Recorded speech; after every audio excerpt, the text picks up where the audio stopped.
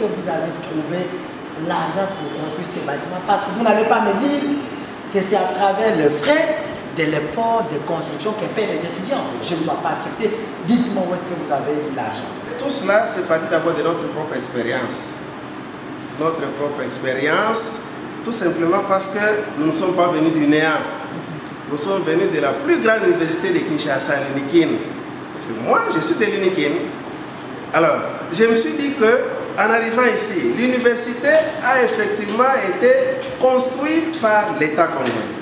Cette université, c'est la toute première que l'État congolais a construite dans notre pays. Mais l'État congolais n'a pas tout construit. N'a pas tout construit, notamment ce bâtiment administratif que vous avez vu.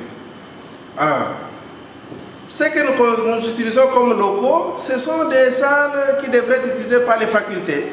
Notamment mon bureau ici, les bureaux de mes collaborateurs, tous les services administratifs. Alors, cela fait que nous sommes en train d'utiliser les lieux qui devraient être utilisés par les facultés, notamment les étudiants. Mais tout d'un coup, l'idée m'est venue à l'esprit. Comme on dit à Kinshasa, boule moko eye. Alors, avec ce bout-là, je me suis dit, non, mais pourquoi ne pas construire? Commençons. Et on n'a pas commencé par le bâtiment administratif. Nous avons commencé par le premier bâtiment que vous avez vu là-bas, notre garage. C'était la brousse, là où vous avez vu le bâtiment. C'était la brousse. Je me suis réveillé un jour, un matin, j'arrive, j'appelle les gens. Parce que j'avais déjà, je me disais que non, s'il y a un bâtiment administratif qui doit être construit, ça doit se trouver, ça c'est le campus central, comme on dit, ça doit se retrouver ici. Et comme il y a la faculté de médecine au site 2, eh bien c'est presque à mi-chemin. Alors je suis allé dans la brousse avec certaines personnes, j'ai commencé à regarder, je me dis bon, ici on peut ériger ce bâtiment. Vous êtes substituant géomètre. Géomètre. Donc j'ai dit non, ici, bon, je suis ingénieur agronome. Ah ok. Voilà. Ici on peut ériger ce bâtiment dans la brousse. Et puis on a décidé, oui, ça peut être ici et tout ça. Nous avons commencé à travailler comme ça. Je n'ai jamais reçu un seul franc d'ailleurs. Pas un seul franc.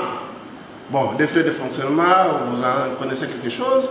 Pas une aide comme ça, des organismes, rien du tout. Tout ce que nous faisons, tout ce que vous allez voir à travers cette université, eh bien, vient de notre propre créativité à partir du peu que nous gagnons.